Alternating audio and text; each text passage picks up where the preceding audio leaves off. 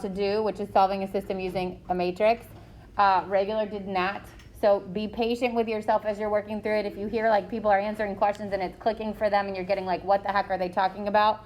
Don't be too freaked out in the beginning. This is another one of those processes that once you practice it becomes easier, and we will practice it a lot. Okay, but remember that your test on this stuff is next Wednesday. So we'll finish the content Friday, we'll review Monday, Tuesday, and then the test on this stuff is from 7 to 1 to 7 to 4 is next Wednesday, sorry. So we start with what is a matrix. So a matrix is a rectangular array of numbers with m number of rows and n number of columns. So the m is the number of rows, the n is the number of columns, and we call the order of the matrix, the order of the matrix, also known as the dimensions of a matrix, is the number of rows with an X, and that's read as by the number of columns. So rows go left to right. If you think about like an Excel spreadsheet or a number spreadsheet, these would be rows 1, 2, 3. There would be 3 rows. Columns are up and down. So think columns that like are on a house or a building, stand straight up and down to support that building. There would be 2 columns. So you're not ever going to get tested on that kind of question. It's not going to ask you for the dimensions of it, but you need to understand that to move forward, to do things like add these and multiply these and that kind of stuff. Let me stop that. All right, so this first question just says find the dimensions of the matrix. What would be the dimensions of matrix A? How many rows? 2. How many columns? 4. So this would be a 2 by 4 matrix. How many rows in B? 3. How many columns? 1. So that'd be a 3 by 1 matrix. So again, it's rows and then columns. And again, it's important to know that because when we get into adding and multiplying these, you're going to need to know that stuff. All right, so the first thing we're going to do with these after the order is go from systems of equation into matrix, matrix into systems of equation. So we go back and forth between these two. When we're writing what's called an augmented matrix, it means you're writing a matrix based on an equation. And you write them in order of the x's, then the y's. If there's a z, so if there's a third variable, it would go after it. Oddly enough, if there's 4, it would be w. I don't know why. Somebody got drunk and decided to go in non-alphabetical order here. And then on the other side is the constant. All right, so now I'm going to take what's here. So this is obviously systems of equation. I would line them up. This only has the x's and the y's and the constants. I rewrite them without the variables, but if it has a positive or negative, if it has a negative sign, I keep it. So that first line would be -2, +3, and 7. And then the second line would be 5, -4, -10. Sometimes you'll see these little 2 dots here, a little colon in between those 2. That's just letting you know that's where the equal sign would be. You don't need it. You don't need those little colons, but if you do see them, just realize that's what they are. Okay, that says this is where the equal sign goes. If they're not there, then you always assume that the last column is your constants. The first column is your x, second is your y. Again, if there was a third, it'd be z, and if there was a fourth before the last one, it would be a w. So example 2 just says write the matrix from the system, or vice versa, meaning the system from the matrix. So if I look at A, what would be my first row?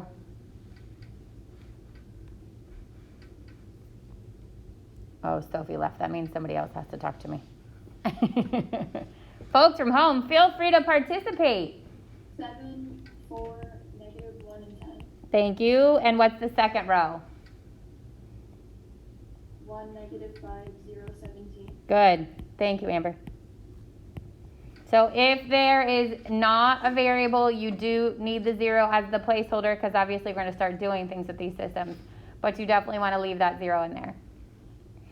All right, then B. All right, B. So the first column is my x's, the second column is my y's, then would be z's, and then would be the constants. So my first row is going to be -7x plus 2y plus z equals 4. And the second row is going to be 5x minus 3y. There is no z. You could put a 0z, but you don't need it. Equals 15. So my system of equation would look like that. Easy stuff, right? So far, just converting. Any questions so far? Because obviously, if you got to understand this to move forward. A lot of this is just a building block. All right, so these are all the things that we can do with a matrix. We can interchange two rows, meaning we can switch them. If I can switch literally row 1 and row 2, you could switch row 1 and row 2. You could switch row 1 and row 3. You're just literally switching their location.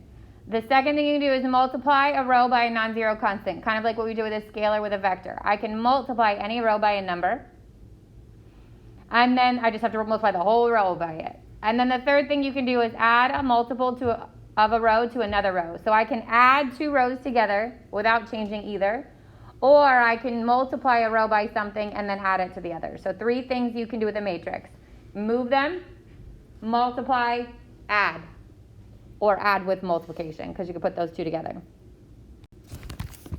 All right, so this one just says identify the elementary row operation or operations being performed to obtain the new row equivalent matrix. So what is getting me from this matrix to this matrix? Think about what you can do with a matrix. I can switch the two rows. Did that happen? Did I switch row 1 and 2? No. I can add two rows. So if I were just to flat out add these, that did not happen. The third means I can multiply one of these rows by something and then add them. So think, what would do that? Multiply the bottom one by 2 and add something. So that would be 6, negative 2, 4, and add it to the top. Oh, no. We're close, By right? three, by three. So close. Watch. 3. By 4. Add it, right? So doesn't, the giveaway is 0. How would I cancel out? And it's to multiply by 4, okay? So if I multiply the bottom by 4, I get 12, negative 4, 8, and then add it to the top. That's what gives me the 14, 0, and 13. So we multiply the first row by 4, the second row by 4, and then added it to the first row. So the way we write that elementary row operation is 4 times R2 plus R1, or you could write R1 plus 4R2. So that's what it means by identify the elementary row operations. We're literally going to show by annotating like that how you're moving things around or how you're combining rows. So and when you're doing these, just like with your systems of equation with 3 variables, those big long ones we did the new ones and new 2s, you're going to have to do those with a matrix. When you're working those out, you're going to make sure that you show me what your elementary row operations are. So get in the habit of it. Don't do these things in your head without annotating. Should you make a mistake, you should be able to go back to that point in your work and then look at what you did and make sure it's right. So not only does it help me figure out what you're doing, but it also should help you figure out what you're doing. All right, this one says, fill in the blanks using elementary row operations to form a row equivalent matrix. So now we're trying to figure out what's happening and then perform it with that last blank. So how do I get from matrix 1 to matrix 2? I didn't switch, right? If I add, does that work? No, right? Can I multiply one of the rows by something to get the new one?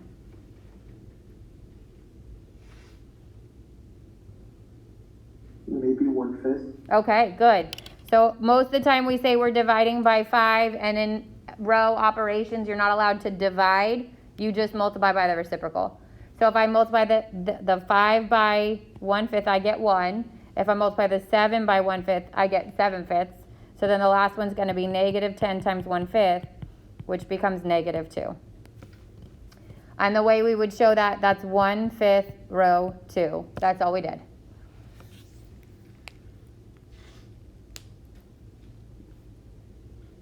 Everybody still with me? Okay, so the goal of what we're about to do is to get our matrix in what's called row echelon form. There's 2 forms of this, row echelon and reduced row echelon.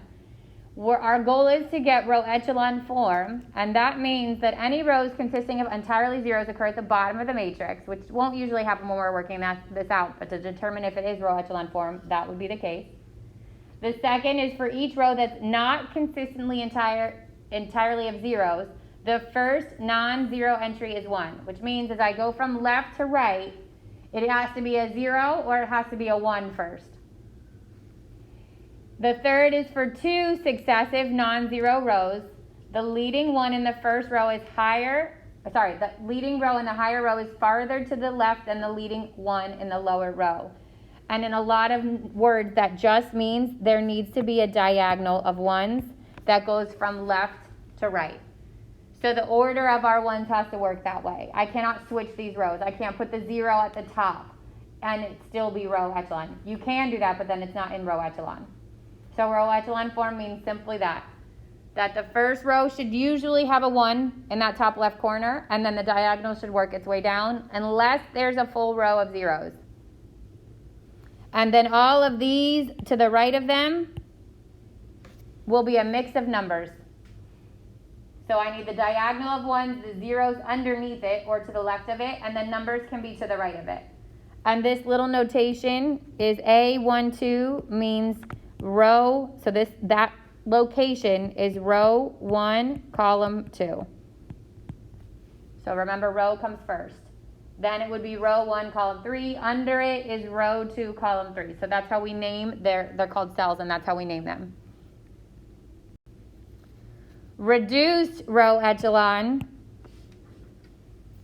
now has a 0 in every position above and below those ones. So you have a diagonal of 1, and you've got zeros above and below them. A diagonal of 1, zeros above and below them. The only non-1 or non-zero numbers come in that last column, which is our constants. So if you remember the terms Gaussian elimination with back substitution, that's row echelon form. And we create a triangle system from that, and we work our way back up, which was like what we did in 7.3. Reduced row echelon is in Gauss-Jordan, and from these we go straight to our answers. So there's no back substitution here. All right, so this one just says determine whether the matrix in row echelon form. If it is, determine whether it's in reduced row echelon form. So in order for it to be in row echelon form, I'm looking for a diagonal of ones. There's a 0 there, but that all 0 row can be at the bottom, so that's okay. But do I only have zeros to the left of my diagonal of ones? Yes, which means this is row echelon.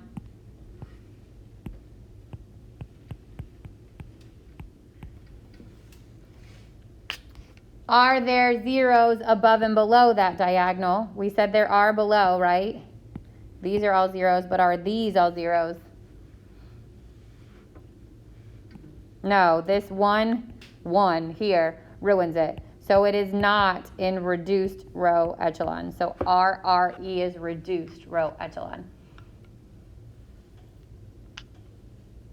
So, it's only allowed to have 0 in the bottom, like. If it's all zeros, it can be at the bottom. Oh. Yeah.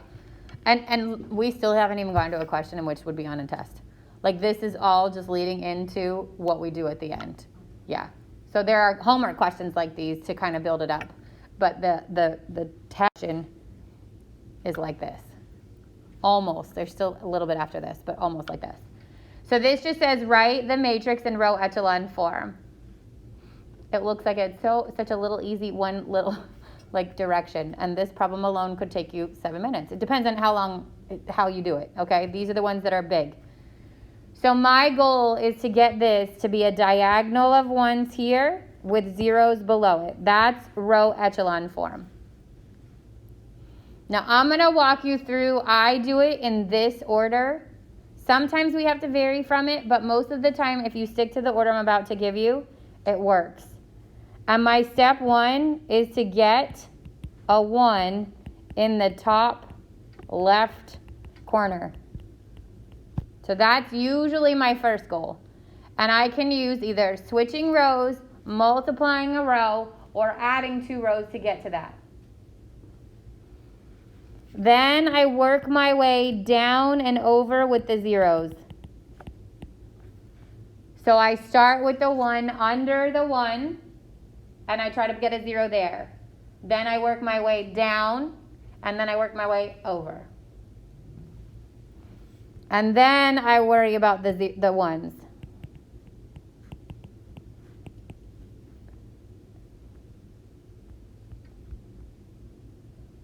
So let's walk through that process. First of all, there's already a 1 in that top left corner. So that's like check, 1 thing's done. If it wasn't there, let's say row 1 and 3 were switched, I would switch it. That's the easiest thing you can do. Just switch it to get the 1 in the top left corner. Now, I need to make something happen so that when I add row 1 and row 2, I get a 0 in this location. So my first goal after the 1 is to get a 0 there. If I add these 2 rows, do I get a 0 in that column? If I do 1 plus -2, am I going to get a 0? No. Can I switch? Is there a 0 I can switch and put in that position? No. I can't divide -2 by 0. That eliminates my whole row, so I can't do that. Or multiply by 0. Which means I'm going to have to change one of the rows and then add it to row 2. So my goal is to cancel out that -2. How can I do that? If you do the bottom, what do you have to do?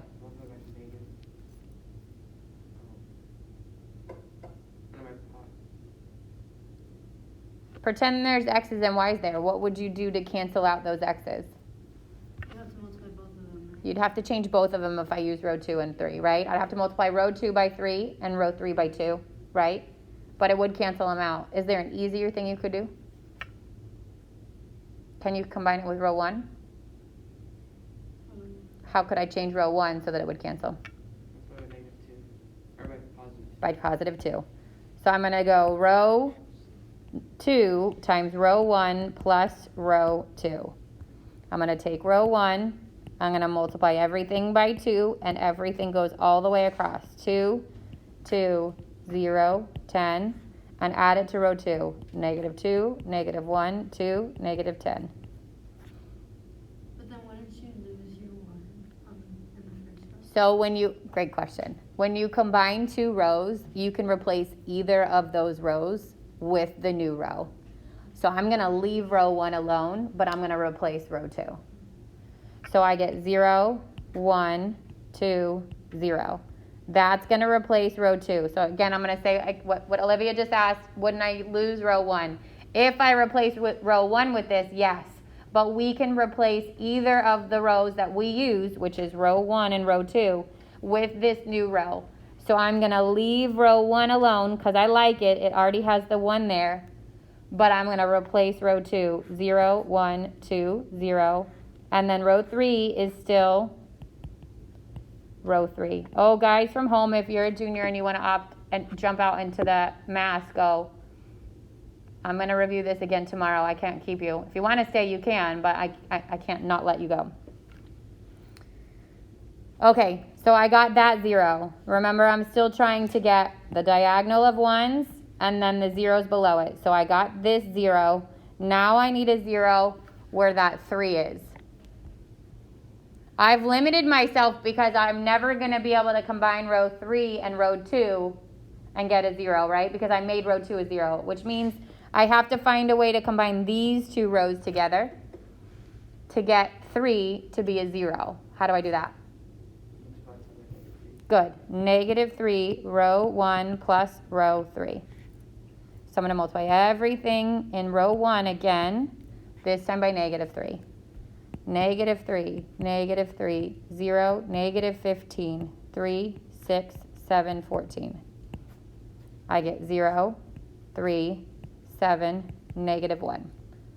And again, we use row 1 and row 3. We can replace either of them, but I want to replace row 3 because that's the one I'm trying to change.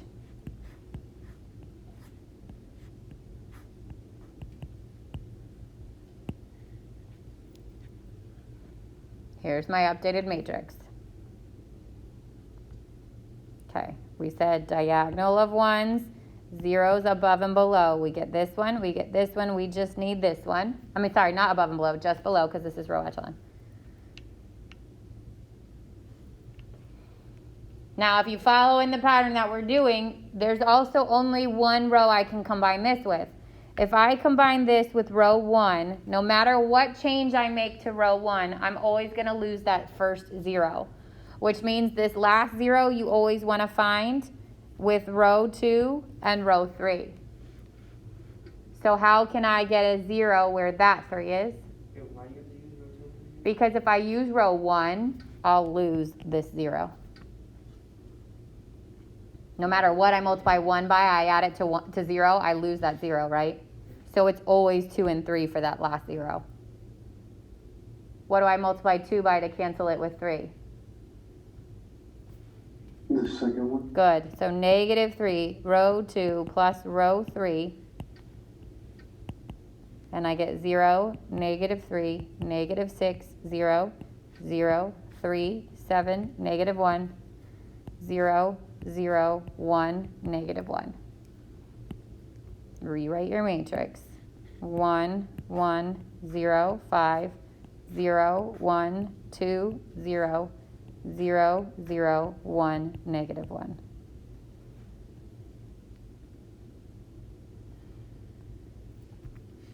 Is this in row echelon form? Yep, I have my diagonal of ones and I have my zeros below it. That's row echelon. It is not in reduced row echelon, but it is in row echelon. What's reduced row echelon? Reduced would be zeros here as well. So reduce is when it's zeros on both sides? Yep, And just regular is when it's just bottom? underneath, yep. So if I was to move into reduced row echelon, I would work my way back up. I tend to work my way back up. I tend to get a 0 here, and I'd have to use row 3 and row 2 to get that. And then I'd get a 0 here, and I have to use row 2 and row 1 to get that. But we'll practice that a little bit more tomorrow. Where we stop right now, I'm going to stop because I don't want to get anybody too far behind, is just at that. But I want you to know the overall goal with these is to solve a system using what we just did. So if I take, if I take this augmented matrix and I get a systems of equation like it, or from it, these are my x's, these are my y's, these are my z's, and these are my constants. The first row would be x plus y, there's no z, equals 5. The second row would be y plus 2z equals 0. And the third row would be z equals negative 1. And here's my triangle system. I could use back substitution on this to solve it. So I would get y plus 2 times negative 1. And then I have z and y, and I would plug them back in. There's no z here, but there is a y. X plus 2 equals 5, and x would equal 3. So that is why we are learning row echelon form, so that we can then put it into systems of equation. It will be a triangle system. And then use back substitution to find the solution to the system. So that's the overall goal, okay? And then if they were zeros here, if these were all zeros, if these were all zeros, it would be like 1, 0, 0, 3, 0, 1, 0, 2, and 0, 0, 1, negative 1 is what my system would have looked like had I done reduced row echelon.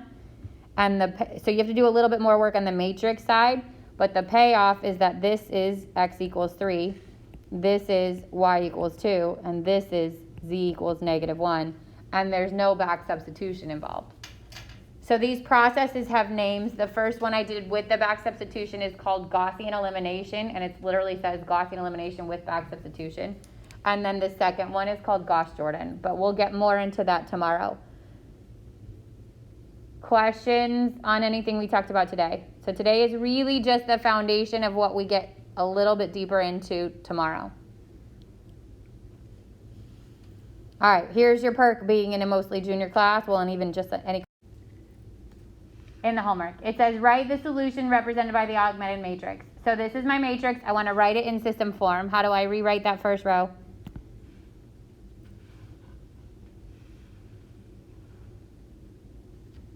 X equals -3. Good. X would equal -3. Remember, these are your x's, these are your y's, and this is your constant. And then the second row, y equals? Y equals 5. 5. So what's the solution? -3, 5.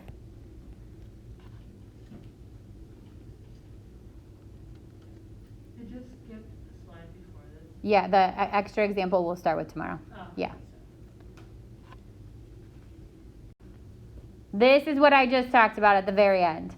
Gaussian elimination with back substitution. We took a matrix, actually we took a system, we wrote it into a matrix. Then we used elementary row operations to rewrite it into row echelon form, which is your diagonal of ones with the zeros below, and then numbers everywhere else. We used elementary row operations to get to that point, and then we took it from there. We wrote it as a system of linear equations, which is your triangle system.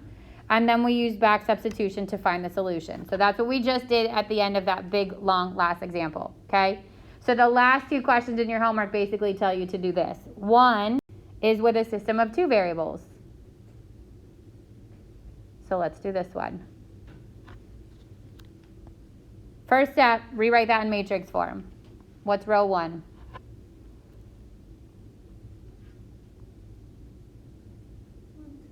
1, 2, 7. Row 2?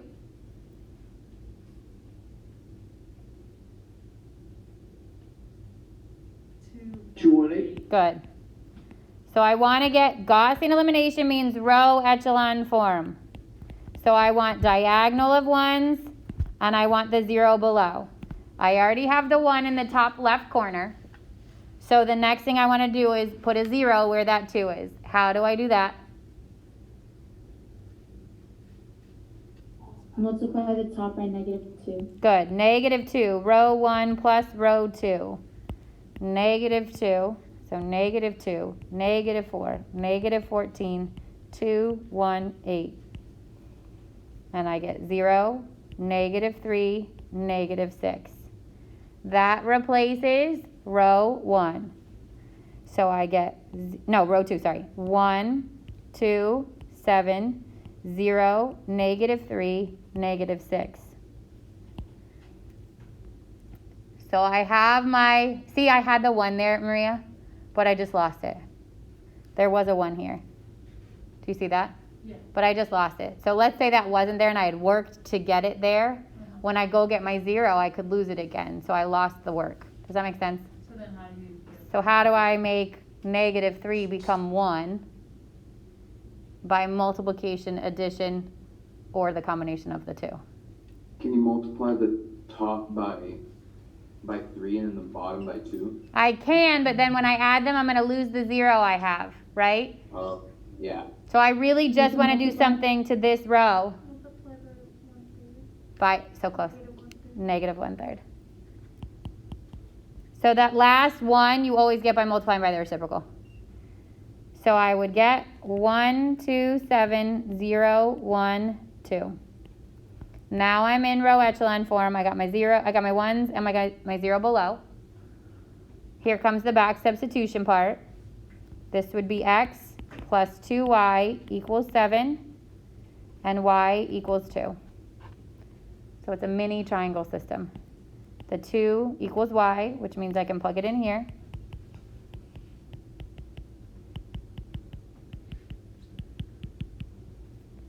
And the x equals 3.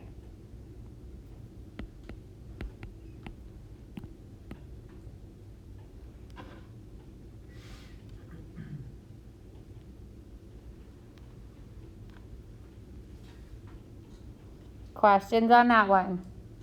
So that is like the second to last question on your homework, and then the last question is the 3 by 3 like the one we did before, okay? The rest of it is pretty basic. Like the last two are, the last one is the one that sucks, okay? Skip the one that says the graphing utility. I'll show you how to use that tomorrow, but I don't need to confuse everybody in 1 minute, so we'll just save that for tomorrow, okay? So I could tell you what number it is. I'll write it right on the assignment. But the one that says use a graphing utility, to get it into reduced row echelon, you could totally skip that for today. The rest of them you need to work through. And trust me when I say that everything that says put it in row echelon means you have to show a lot of work. And the one that says solve it at the end means you have to show a lot of work. The stuff at the beginning is easy. The work comes at the end. So skip number 45. That's the one that you need the graphing utility for. All right, and then tomorrow we'll go a little bit, we'll re-practice that, and then we'll go a little bit further.